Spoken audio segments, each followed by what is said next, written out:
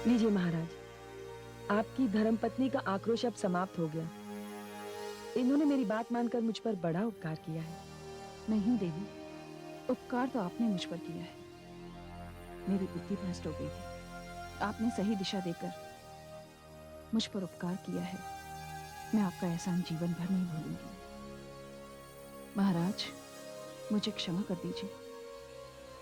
मैं अपने आप पर नियंत्रण खो चुकी थी। मैंने इतना कुछ कह दिया। ये आप क्या कह रही हैं महारानी? मैं तो इतना ही कहूंगा कि आपने जो कुछ भी कहा वो सब पुत्री मोह के कारण कहा। पुत्री, मैं तुम्हारे साथ बहुत बड़ा अन्याय करने जा रही थी। ये तो भला हो गुरु पत्नी का, जिन्होंने समय पर आकर मेरी आंखें खोल दी। पुत्री, अब तुम जो चाहोगी, जैसा चाहोगी, वैसा ही होगा। माताश्री। देवर्षि, सच पूछिए तो आप ही की कृपा दृष्टि का परिणाम है। यदि आप माता अरुंधति को यहाँ न लाते तो मैं भ्रम के सागर में न डूबती न तरती, न जाने किस अनर्थ को जन्म देती। देवी मैना, आपने तो सुना ही होगा, अंत भला तो सब भला। जो कुछ भी हुआ उसे आप भूल जाइए। इस कक्ष के बाहर एक मंगल कार्य हम सब की प्रतीक्षा कर रहा है। बाहर आपके राज कर्मचारी, महामंत्री और राजपुरोहित सहित पुत्री पार्वती का शगुन लिए हमारी प्रतीक्षा कर रहे हैं। और ये तो मेरे लिए बड़े ही सौभाग्य की बात है कि शगुन की इस शुभ घड़ी में मैं तब भी उपस्थित था और अब भी हूं। नारायण नारायण।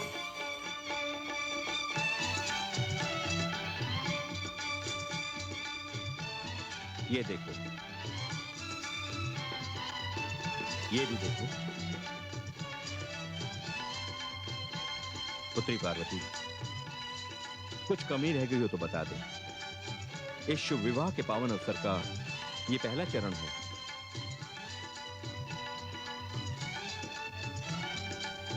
नारायण नारायण। आप दूल्हे को विवाह के लिए वचनबद्ध करने नहीं, दूल्हे को मोल लेने के लिए आए। मुझे सब कुछ नहीं चाहिए। ऐसी परंपरा तो होनी भी नहीं चाहिए। दूल्हे के लिए दुल्हन से बढ़कर कोई उपहार नहीं होता। स्वीकार होगा, स्वीकार होगा पुत्री। जिस विनम्रता के साथ महाराज हिमांचल भगवान शिव को ये शगुन भेज रहे हैं, उन्हें स्वीकार होगा। आप चिंता ना करें। पुत्री पार्वती, तुमने कुछ नहीं कहा। पिताश्री, आपने जो सोचा, जो किया वो उत्तम है, सर्वथा उचित है। महाराज, यदि कोई कमी रह गई हो तो हमारे जमाता भगवान शिव से क्षमा मांग लीजिएगा। महारानी मैना, जो दोनों हाथों से सदैव बांटते आ रहे हैं, उन्हें कभी कभी कुछ ग्रहण करने का आनंद भी तो उठाना चाहिए। आप चिंता ना करें, भगवान शिव को इससे बहुत आनंद मिलेगा। महाराज, शगुन लेकर चलने का यही शुभ मुहूर्त है। हमें चलना चाहिए। महाराज, आपकी यात्रा मंगलमय हो, पथ शुभ हो। देवर्षि नारद, जब यात्रा में आप साथ होंगे तो यात्रा तो शुभ होगी ही। नारायण नारायण।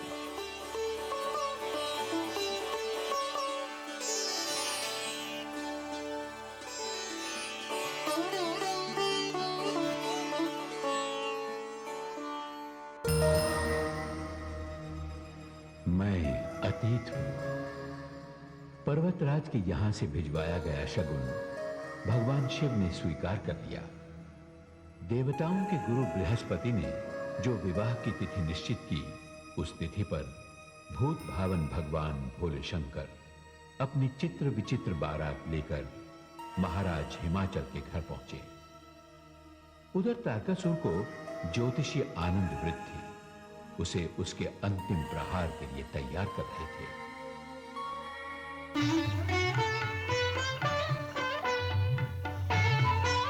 महाराज, जब से हिमाचल पुत्री पार्वती का जन्म हुआ है, मैं तब से आपको निरंतर सावधान करता आया हूँ, किंतु आपने अभी ज्योतिषाचार्य जी, और मैंने भी उसे समाप्त करने के लिए निरंतर प्रयास किए, किंतु वो हर प्रयास से बचती रही है। पिछली बातों को भूल जाइए महाराज, किंतु इस समय ग्रहों की स्थिति के अनुसार यदि आपने अपने जीवन का अंतिम प्रयास ना किया तो बात आपके हाथ से निकल जाएगी महाराज। कहना क्या चाहते हो ज्योतिषाचार्य? स्पष्ट शब्दों में कहो। तो सुनिए महाराज, आज भगवान शिव और पार्वती की भांवर पड़ने वाली है।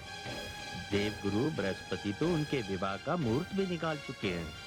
महाराज, यदि ये मुहूर्त टल गया तो आपके जीवन पर आया हुआ संकट भी टल जाएगा। हाँ महाराज। महाराज, अब से थोड़ी देर के पश्चात पार्वती अपनी माता महारानी मैना के साथ राजमहल से दूर अपनी कुलदेवी की पूजा करने के लिए निकलने वाली है। बस ज्योतिषाचार्य, इतनी सूचना पर्याप्त है। आज तक जो भी हुआ, अब ये अवसर मैं अपने हाथ से नहीं जाने दूंगा। ये मेरा अंतिम प्रयास होगा और यही मेरी समस्या का अंत होगा। आज तक मैं अपनी शक्ति के माध्यम से इस संबंध को रोकने का प्रयास करता रहा, परंतु अब की बार मैं अपनी माया का प्रयोग करूंगा। कोई है? आज्ञा असुर सम्राट। आज मैं अति प्रसन्न हूं। ज्योतिषाचार्य आनंद वृद्धि को ये जितना चाहे उतना धन देकर यहां से विदा करो। हमारा ये संदेश महामंत्री को दे दो। जो आज्ञा असुर सम्राट। जाइए ज्योतिषाचार्य जी।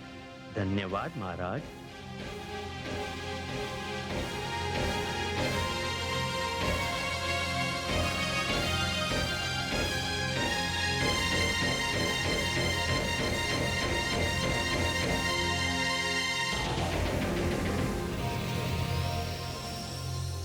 शिष्य, वर्षों पहले तुमने एक प्रश्न किया था, क्या तुम्हें स्मरण है? हाँ गुरुदेव, मुझे स्मरण है, किंतु उसका उत्तर मुझे आज तक नहीं मिला। आज मैं तुम्हें तुम्हारे प्रश्न का उत्तर दूंगा। यदि उस दिन मैंने केवल महाराज हिमाचल का कार्य किया होता तो वे प्रसन्न होकर मुझे अधिक से अधिक कितना धन दे देते, किंतु असुर सम्राट ने तो मांगना मेरी इच्छा पर छोड़ दिया। ठीक है, आज मैं अपनी विद्या का भरपूर लाभ उठाऊंगा। अब मुझे जीवन भर किसी प्रकार का श्रम करने की आवश्यकता नहीं।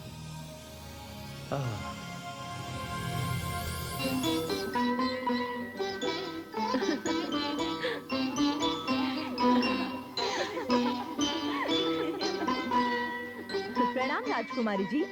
राजकुमारी जी, महारानी जी आपकी प्रतीक्षा में हैं। आपको कुलदेवी के मंदिर जाना है उनके साथ। जब आप कुलदेवी की पूजा करके लौट आएंगी तभी बारात की द्वार पूजा होगी। तुम चलो, मैं आती हूँ। जी राजकुमारी जी।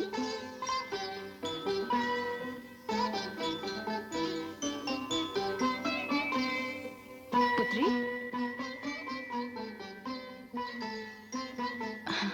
कितनी सुंदर लग रही हो। चलो पुत्री, बहुत देर हो गई है। चलिए माताश्री।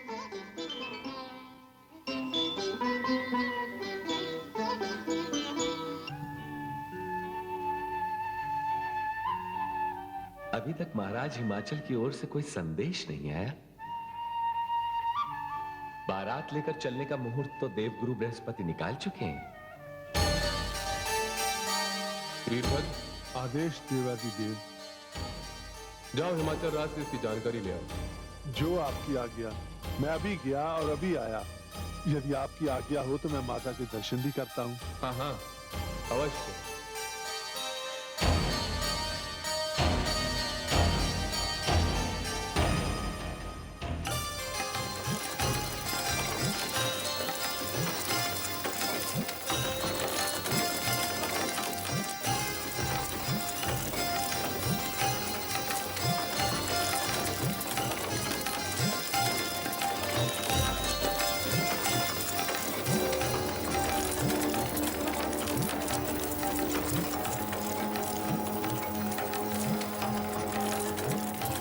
सारथी, रुको, रुको सारथी।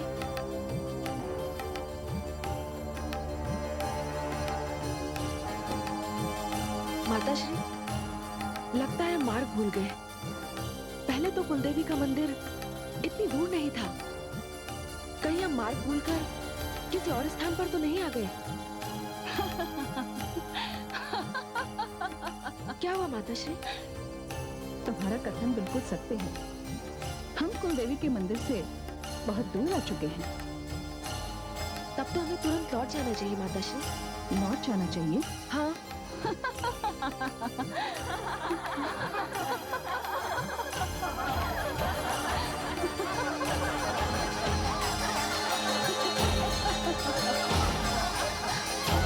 क्या हुआ माताश्री?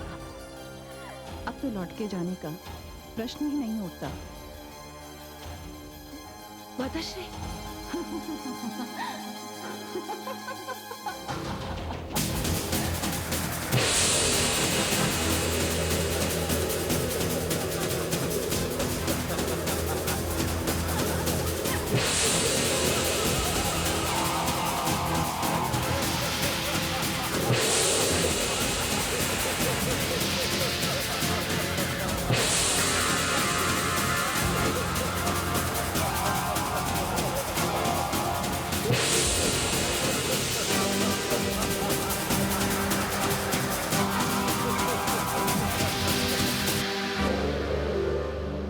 पुत्री, पुत्री पार्वती, पार्वती कहाँ है? उसे मेरे साथ कुलदेवी के मंदिर जाना था। ये आप क्या कह रहे हैं महारानी जी? राजकुमारी को लेकर आप ही तो कुलदेवी के मंदिर गई थी। मैं? ये तुम क्या कह रही हो दासी? मैं सत्य कह रही हूँ। आपके साथ उनकी और भी सहेलियाँ थी। मैंने स्वयं आपको उनके साथ जाते हुए देखा है। हाँ महारानी जी, ये दासी बिल्कुल सत्य कह रही है। ऐसा कैसे हो सकता है? हे भगवान, ये सब क्या हो रहा है? महाराज, महाराज! महारानी, क्या बात है महारानी? आप इतनी घबराई हुई क्यों हैं? महाराज, अनर्थ हो गया। पुत्री पार्वती को मेरे साथ कुलदेवी की पूजा के लिए जाना था। मैं अपने कक्ष में प्रतीक्षा कर रही थी, किंतु जब मैं यहाँ आई तो इन्होंने मुझे बताया कि पुत्री पार्वती मेरे ही साथ कुलदेवी की पूजा के लिए गई है। किंतु ये कैसे संभव हो सकता महारानी? महाराज, ये रहस्य मेरी समझ में नहीं आ रहा। मुझे बहुत भय लग रहा है महाराज। महारानी, ये तो अवश्य ही चिंता की बात है। निश्चित समय पर हमें बारात का स्वागत करना है, और यदि ये मुहूर्त चल गया तो फिर दूसरा मुहूर्त भी नहीं है। फिर तो ये विवाह चल जाएगा महारानी। बारात द्वार पर खड़ी है महारानी, चारों ओर जग हंसाई होगी। इससे बड़ा अपमान हमारा और क्या हो सकता है महारानी? महामंत्री, सेनापति। आज्ञा महाराज। सेनापति, अपने सैनिकों को आदेश दो कि वो पुत्री पार्वती को महल के बाहर ढूंढे और नगर का कोना कोना छान मारे।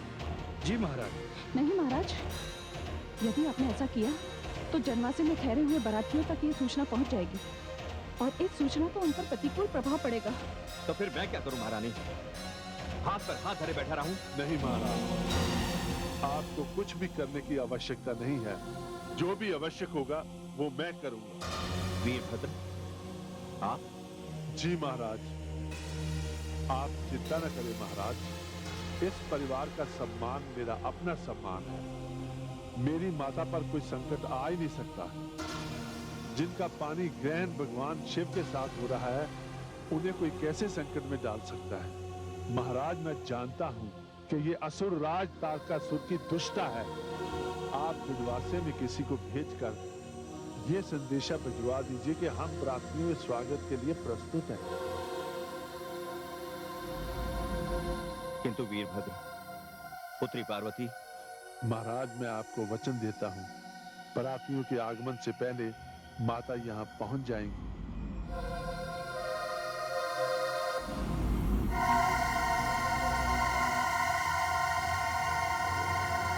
यदि आप बिना किसी विरोध के हमारे नगर चली चलें, तो मैं आपको विश्वास दिलाता हूं कि मैं आपका कोई अहित नहीं करूंगा। मेरा उद्देश्य केवल आपके और शिव के विवाह को रोकना। तू क्या रोकेगा इस विवाह को? तेरा सामर्थ्य क्या है? तू तो धारा में बहते हुए तिनके को भी नहीं रोक सकता और चला है समय की गति को, नियति की प्रगति को रोक ले। मैं इस विवाह को रोकूंगा, अवश्य रोकूंगा। मैं कहती हूँ मुझे जाने दो, अन्यथा अन्यथा अन्यथा का उत्तर मैं देता हूँ।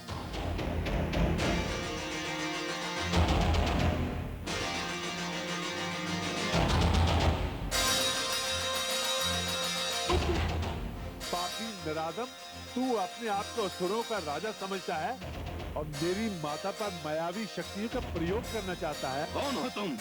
मेरा परिचय तेरे 2 बार भेजे हुए सैनिकों से तुझे मिल चुका होगा। अंतिम बार तूने 8 सैनिक भेजे थे, 7 को मैंने मार गिराया, 1 को मैंने जीवित छोड़ दिया ताकि वो तुझे उन 7 की मृत्यु का समाचार दे। किंतु लगता है कि भय के मारे वो भी तेरे पास नहीं पहुंचा। ओ वीरभद्र, तुम यहां से लौट जाओ वीरभद्र। अब यहां जीवन मरण का प्रश्न है। विवाह मंडप में सब प्रतीक्षा ही करते रह जाएंगे। आज पार्वती यहां से नहीं जाएगी। आज ये विवाह संपन्न नहीं होगा। ये विवाह तो आज ही संपन्न होगा और देखता हूं कि इसे कौन रोकता है। देख क्या रहे हो? तीर कर मार डालो इस दुष्ट। नहीं,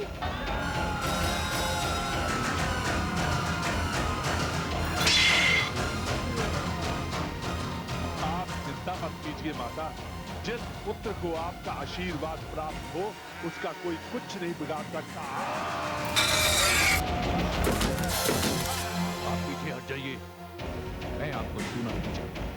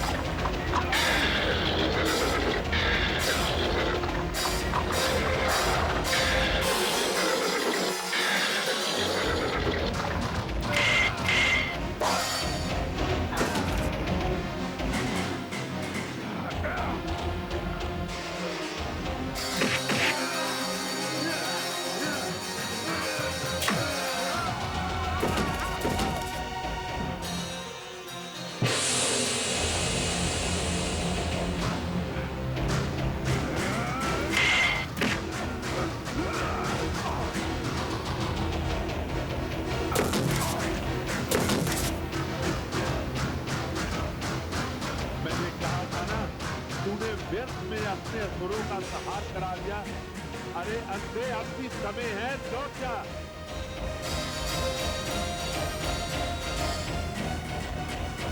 मैं तुझे मारकर ही लौटूंगा वीरभद्र।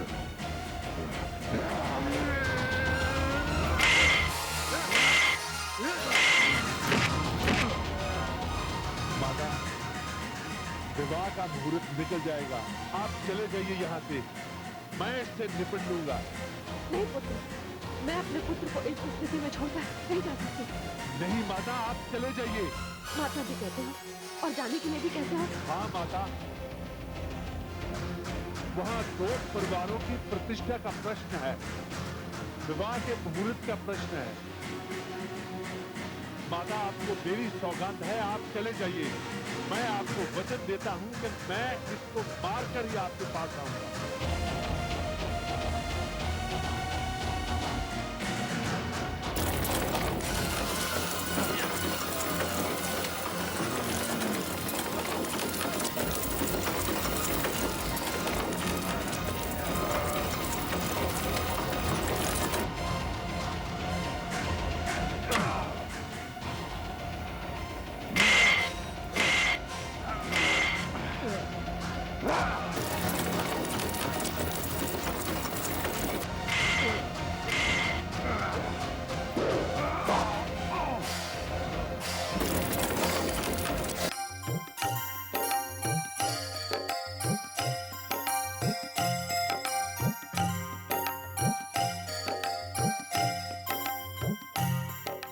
वरमाला की विधि पूर्ण की जाए। कन्या को ले आइए। महाराज, कन्या को ले आइए। जी मुहूर्त का समय हो रहा है। जी देवगुरु, जो आज्ञा।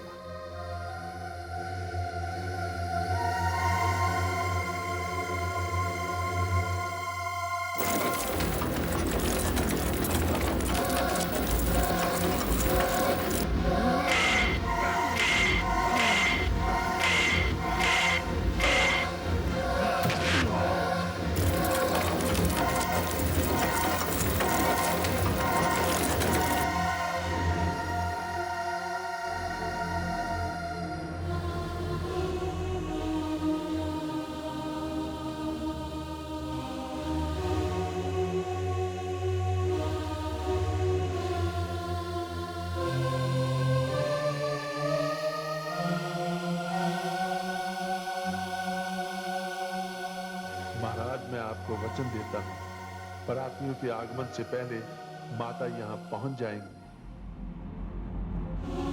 हे देवी परमेश्वरी, मेरी सहायता करना, मेरी सहायता करना।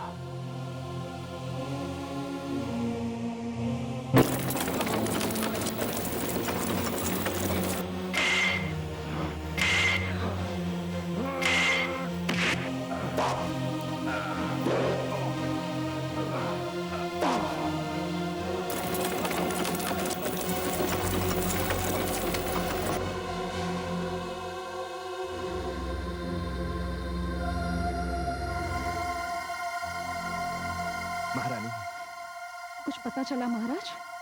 नहीं महारानी, कुछ पता नहीं चला। और अब तो देवगुरु भी हमारी कन्या को बुला रहे हैं। किंतु पार्वती, अब क्या होगा महाराज? कुछ समझ में नहीं आ रहा महारानी, कुछ समझ में नहीं आ रहा है। अब मैं क्या करूं?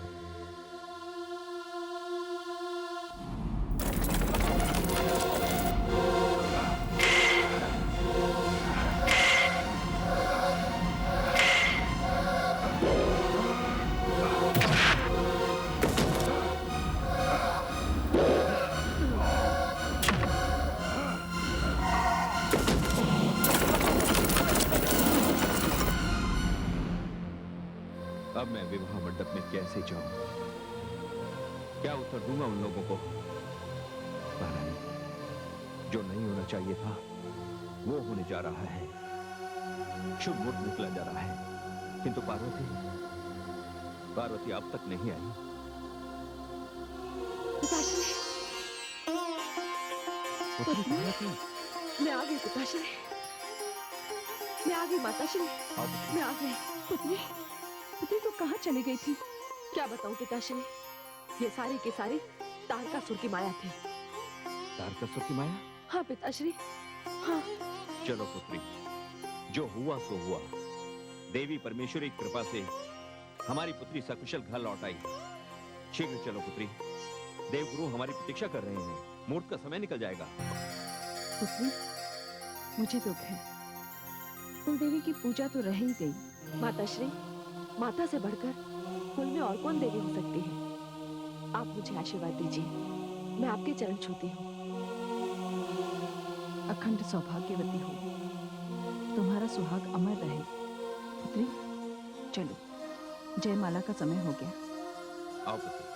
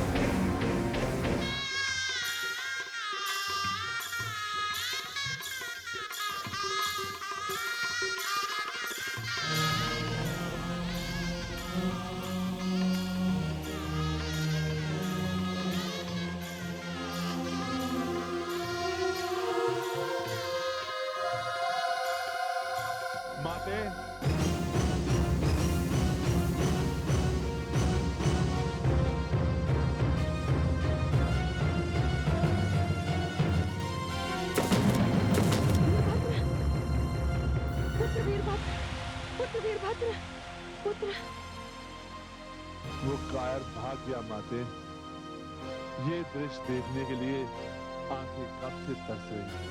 पुत्र, आज इन आंखों की प्यास बुझ गई। पुत्र वीरभद्र, तूने आज पुत्र का धर्म निभा दिया। मेरी प्रार्थना है कि तेरे जैसा पुत्र संसार में हर माता को मिले। तू धन्य है पुत्र, तू धन्य है। वीरभद्र, मैं तुझे वरदान देता हूं, तू जिस किसी स्थान पर रहेगा वो स्थान संकट से सदा के लिए मुक्त हो जाएगा। पुत्र वीरभद्र, मुझे तुझ पर गर्व है।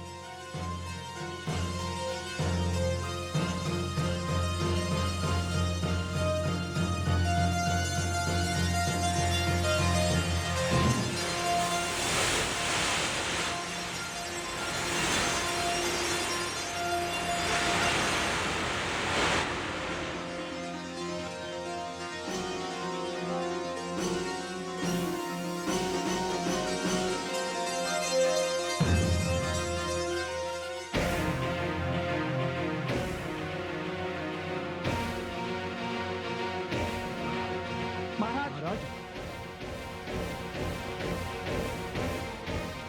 महाराज, ये क्या हो गया? आपकी ये अवस्था? नहीं, कोई मेरे निकट नहीं आएगा। मुझे नहीं चाहिए किसी की सहानुभूति। किंतु ये बात सिद्ध हो चुकी है कि मैं अजय हूं। संसार की कोई भी शक्ति मुझे पराजित नहीं कर सकती, ना ही कोई मेरा वध कर सकता है।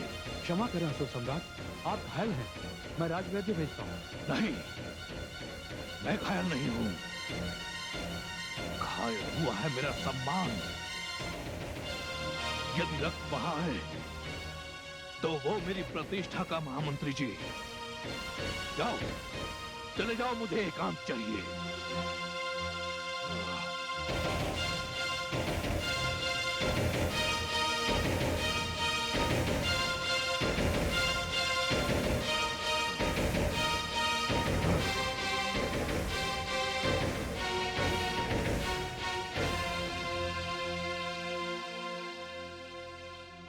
महारानी, आप यहाँ क्यों चली आई? मैं आपके घावों पर चंदन का शीतल लेप लगाने आई हूँ। नहीं चाहिए मुझे चंदन का शीतल लेप महारानी। मुझे बड़ी प्रसन्नता होती यदि आप आकर कहती कि मेरे इन घावों पर आप चलते हुए अंगारे रखने आई हैं। महारानी, प्रतिशोध की भावना से मेरा रोम रोम चल रहा है। स्वामी, मेरा अपराध क्षमा कीजिए, किंतु मुझे खेद भी है और दुख भी। आप जैसा वीर प्रतापी विवाह मंडप में जाने वाली कन्या के साथ ऐसा छल कर सकता है, मैं ऐसा कभी सोच भी नहीं सकती थी। महारानी, युद्ध युद्ध होता है और युद्ध घृणा के वक्षस्थल पर पांव रखकर ही जीते जाते हैं। नहीं स्वामी, ये आपकी प्रतिष्ठा के अनुकूल नहीं। अनेक लोगों का विजेता एक छोटी सी विजय के पीछे इतना पागल क्यों है? विजय? छोटी सी विजय? महारानी, आपकी मति भ्रष्ट हो गई है। मैं विजय इसलिए प्राप्त करना चाहता हूं क्योंकि मैं अपनी अपमानजनक मृत्यु नहीं चाहता। महारानी, असुर सम्राट तारकासुर को 1 7 महीने का बालक मारेगा और उसे मरना होगा? नहीं, इतनी छोटी सी मृत्यु को मैं अपने निकट आने नहीं दूंगा। किंतु स्वामी, आप करेंगे भी क्या? क्या ब्रह्मा के लेख को मिटा देंगे? वैसे भी अब तक तो शिव और पार्वती का विवाह संपन्न हो चुका होगा। तो क्या हुआ महारानी, अभी ये यात्रा लंबी है। हिमाचल पुत्री पार्वती डोली में बैठकर कैलाश जाएगी। अभी भी एक अवसर बाकी है और ये अवसर मैं नहीं चूकूंगा। किंतु स्वामी, आपके ये घाव? ये घाव मेरा श्रृंगार है। स्वामी,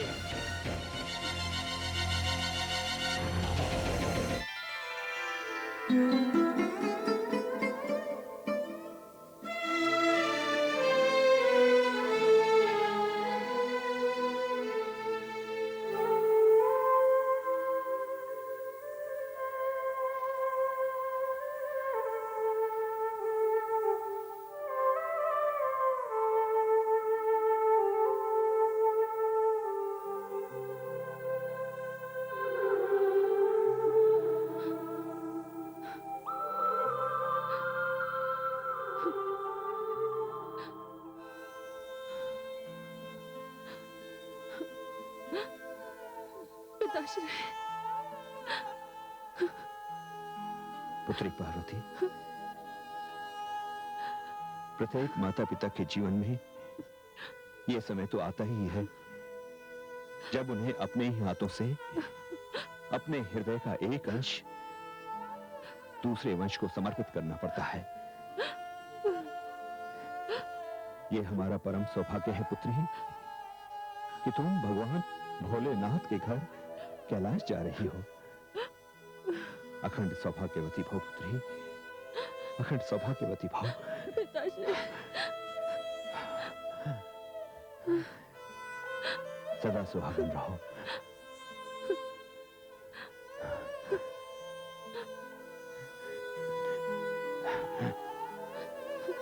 माताश्री, माताश्री, पुत्री, सदा सुखी रहो। मुझसे कोई भूल हुई हो या मेरी ममता में कोई कमी रह गई हो तो मुझे क्षमा करना पुत्री। नहीं माताश्री, नहीं। माता की ममता में कमी कैसे रह सकती है? माता की ममता तो सूर्य का प्रकाश है, चंद्रमा का प्रकाश कभी आधा कभी तिहाई हो सकता है, किंतु सूरज तो सदैव पूरा का पूरा होता है। तू धन्य है पुत्री, तू धन्य है। सदा सुहागन रहो। महामंत्री जी, सेनापति जी, आप हमारी पुत्री पार्वती की डोली के साथ साथ कैलाश तक जाएंगे। जो आज्ञा महाराज। आओ पुत्री।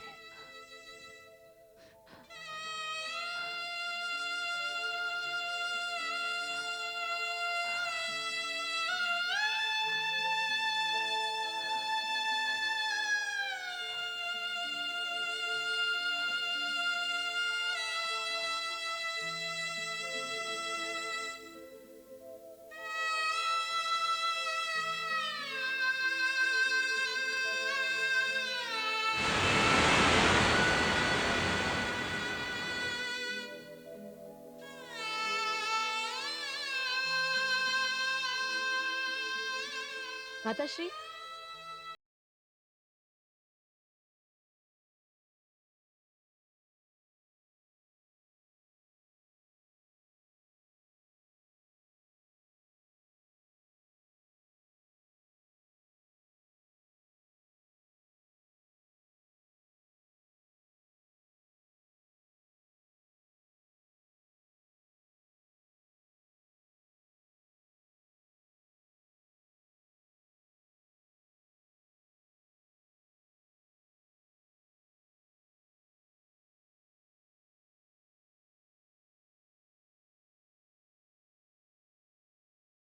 का उद्धार करना तो मेरा स्वभाव है, वो तो मैं छोड़ नहीं सकती।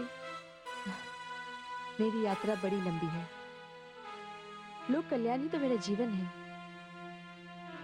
मैं पार्वती से मिलने जाती हूँ। प्रणाम।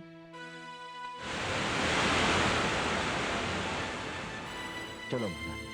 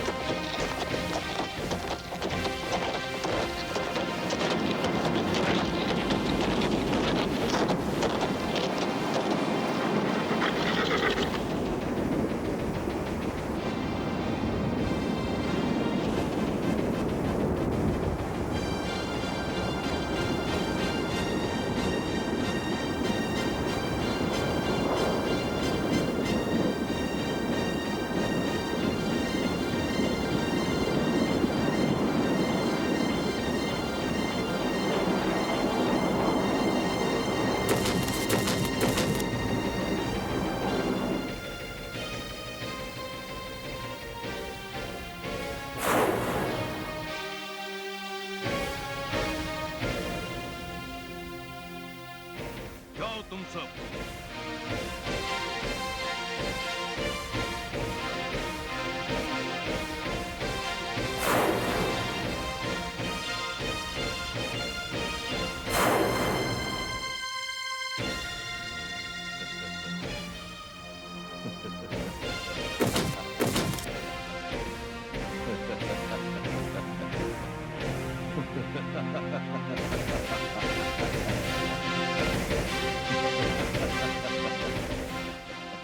भोले शंकर, आप पार्वती की कैलाश पर प्रतीक्षा करते रहिए।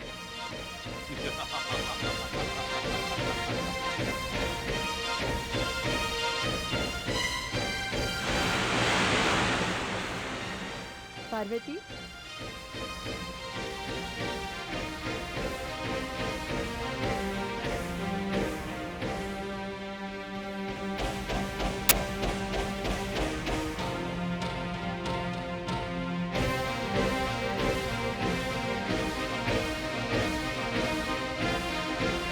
ठहरो।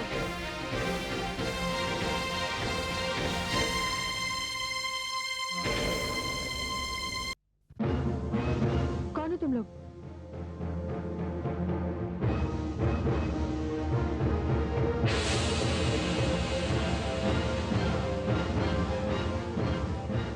ए कन्या, कौन है तू?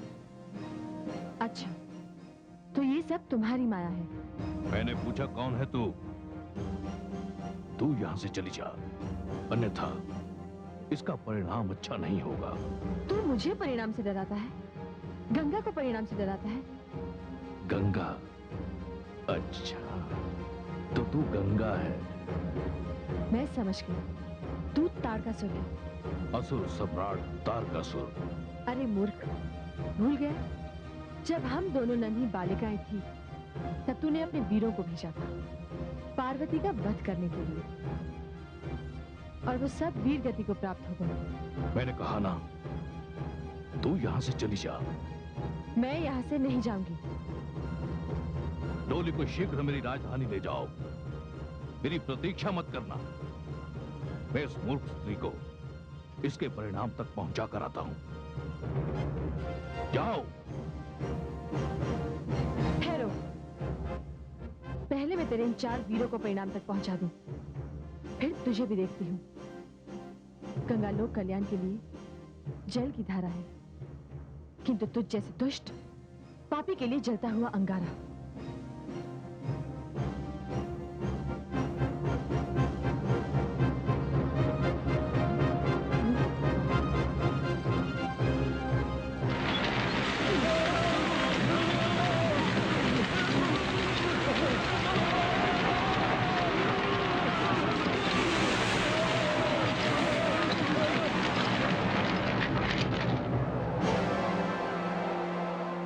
दीदी, पार्वती, तू डोली से बाहर मत आना। दुल्हन ससुराल से पहले डोली से नहीं उतरती। दुष्ट, पापी, तेरा तो अंत जिसके हाथों लिखा है उसी के हाथों होगा। किंतु मैं गंगा तुझे ऐसी गति प्रदान करूंगी कि तेरा तन मन सबका मैल धुल जाएगा। मैं भी देखता हूं तुझ में कितना साहस है और कितनी माया है। तो देख।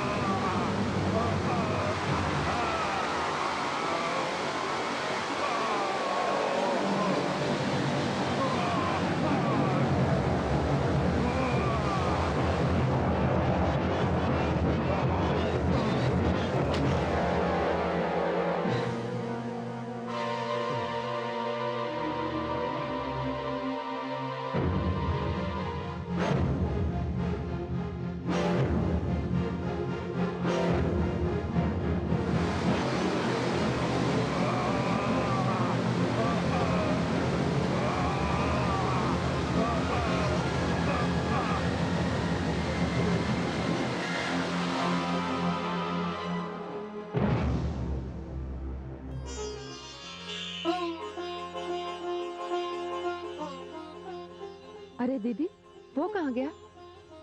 सीधा अपने नगर के भवन में जाकर गिरेगा। मुझे क्षमा करना पार्वती, मैं विवाह मंडप में तेरी अग्नि परिक्रमा के समय पहुंच नहीं सकी। मैं भी क्या करूं, लोक कल्याण की सेवा का संकल्प जो ले रखा है। किंतु दीदी, हमारे सैनिक, महामंत्री, सेनापति, वो सब कहाँ चले गए? वो सब बस अभी आते ही होंगे। तूने देखा नहीं, ये सब तारकासुर का माया जाल था।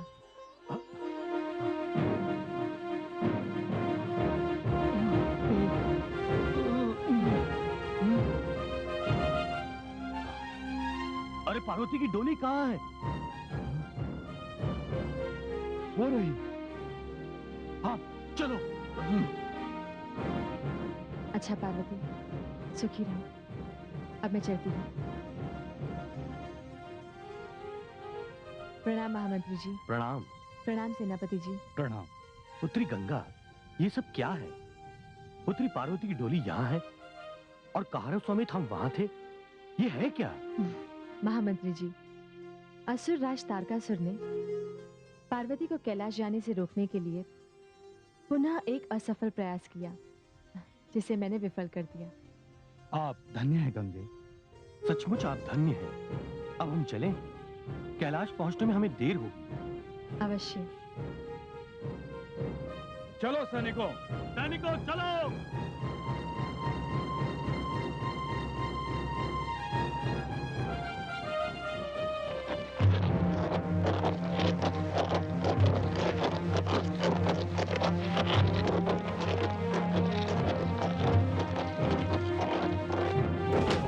स्वामी, स्वामी क्या हुआ आपको ये? स्वामी उठिए, उठिए स्वामी।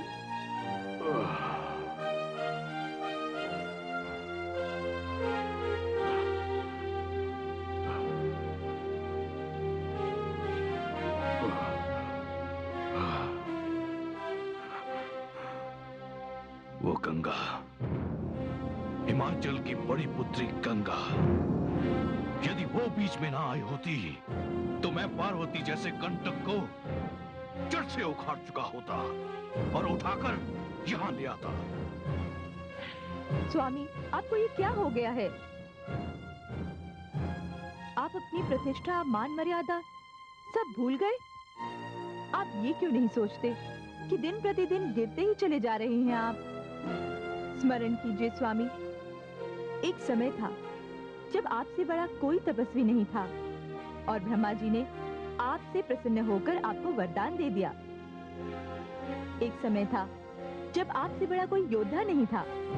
आपने देवासुर संग्राम में देवताओं को पराजित किया था।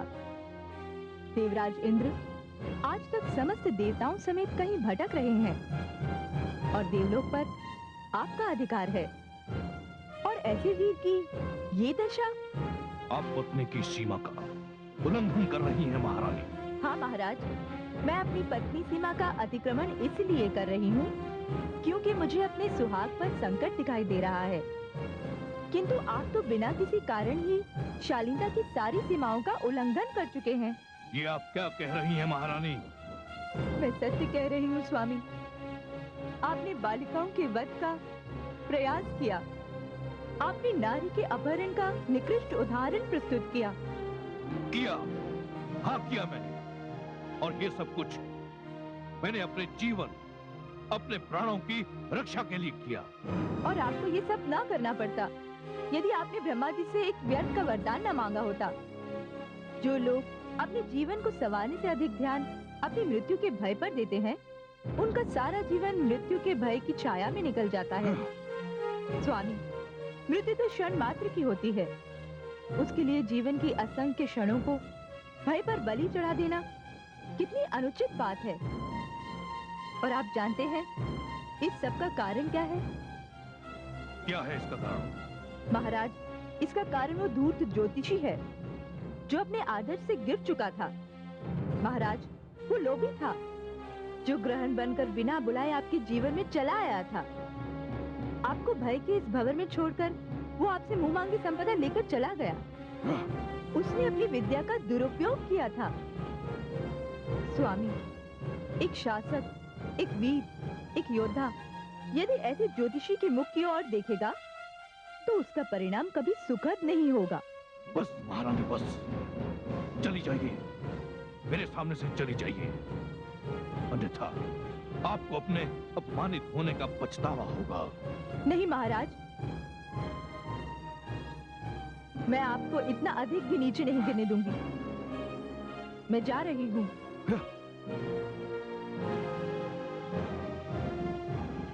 मूर्ख स्त्री, तुझे इतना भी पता नहीं कि एक बालक को समाप्त करने के लिए मुझे कितना कम कष्ट उठाना पड़ेगा। बहुत थोड़ा सा, किंचित मात्रा में।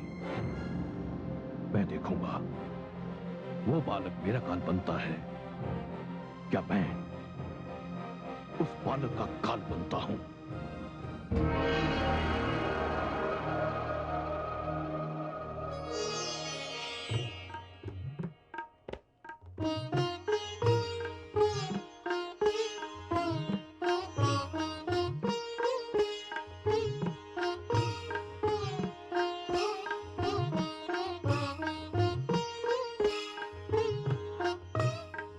नहीं देवी, आपका स्थान मेरे चरणों में नहीं, मेरे हृदय में है।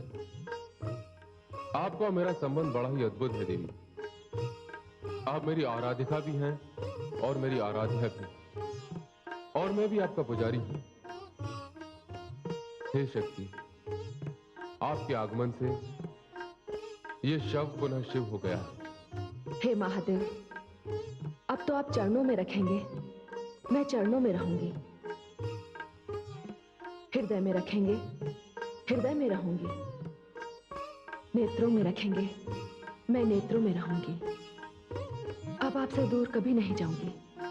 हे स्वामी, हे प्रभु, विरह की जिस अग्नि में मैं जली हूं, जो पीड़ा मैंने झेली है और विरह में आपकी जो दशा मैंने देखी है, हे मेरे आराध्य, मुझे आशीर्वाद दीजिए, अब ऐसा कभी नहीं होगा। हाँ भवानी, भविष्य में ऐसा कभी नहीं होगा, कदापि नहीं होगा।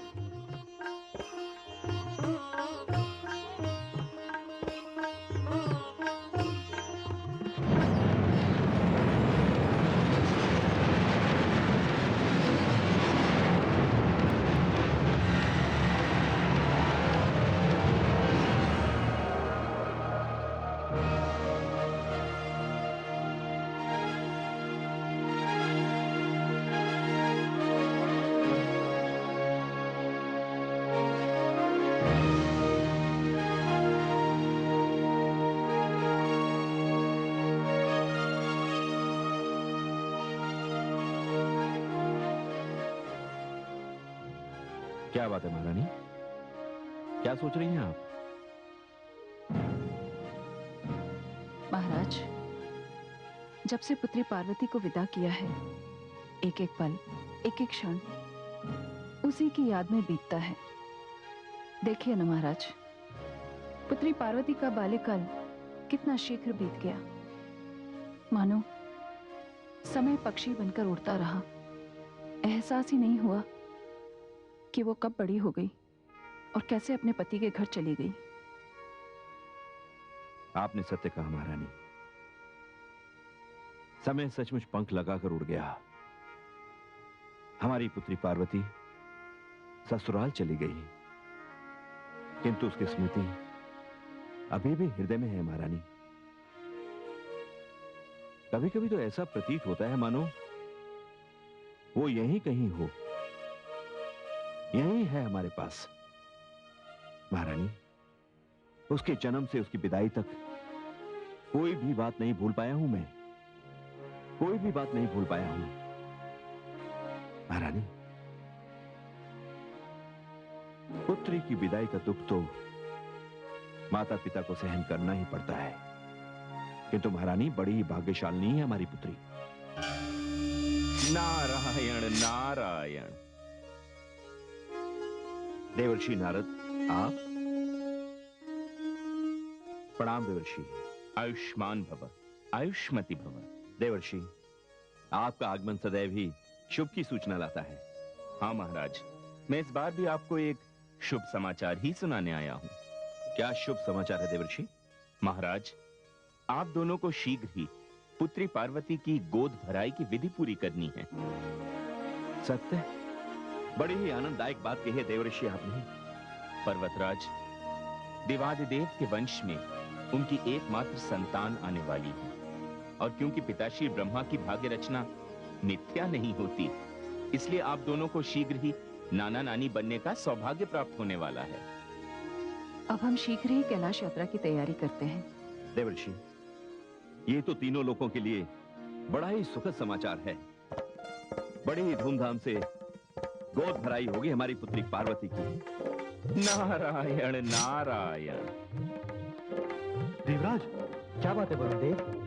आपकी वाणी से हर्ष का सागर उमड़ता हुआ दिखाई दे रहा है। हाँ देवराज, समाचार ही ऐसा है। तो शीघ्र ही सुनाइए, क्या समाचार है वरुण देव? देवर्षि नारद ने सूचित किया है कि बहुत ही शीघ्र भगवान भोले शंकर की संतान अवतरित होने वाली है।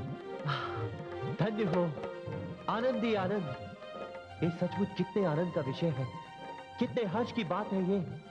हम सभी वहां उनके दर्शनों के लिए कैलाश जाएंगे। और हाँ अग्निदेव, मैं आपके ऊपर एक अतिरिक्त भार सौंप रहा हूं। आज्ञा देवराज।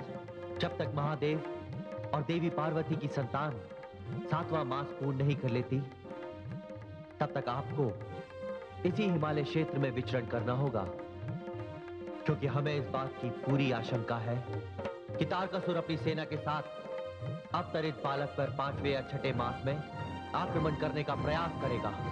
जो आज्ञा देवराज। चलिए हम सभी वहां उनके दर्शनों के लिए जाएंगे।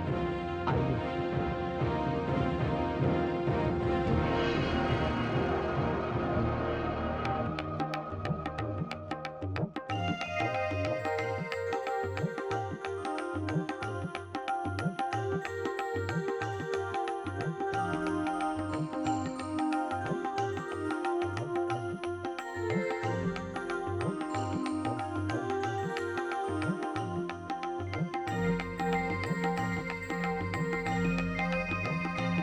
समस्त देवी देवताओं एवं ऋषि गणों को हमारा चरण वंदन।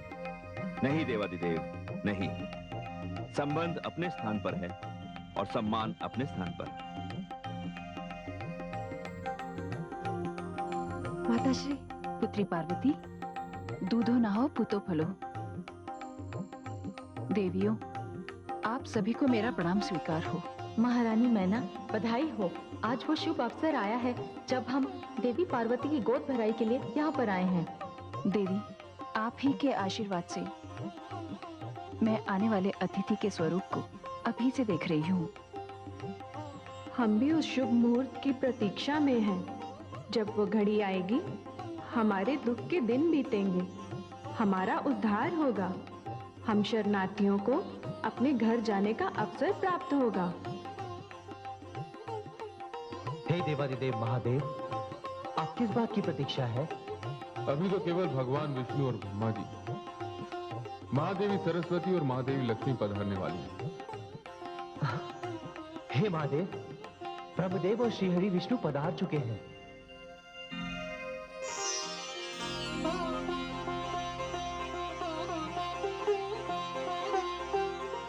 कैलाश पर आपका स्वागत है। प्रणाम। आप सब इस शुभ अवसर पर पधारे हैं, मैं आपका बड़ा आभारी हूं।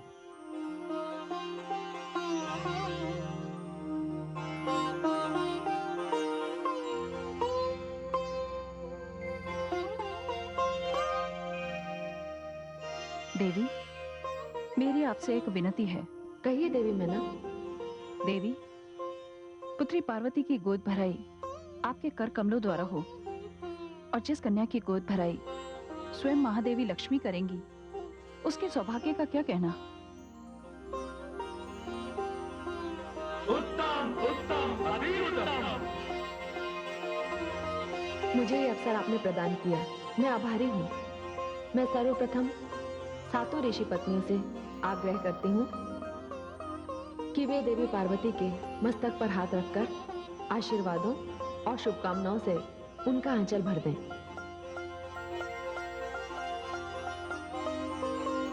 मंगलम भगवान विष्णु मंगलम गरुणध्वज मंगलम पुंडरीकाक्षम मंगलाय तनु हरि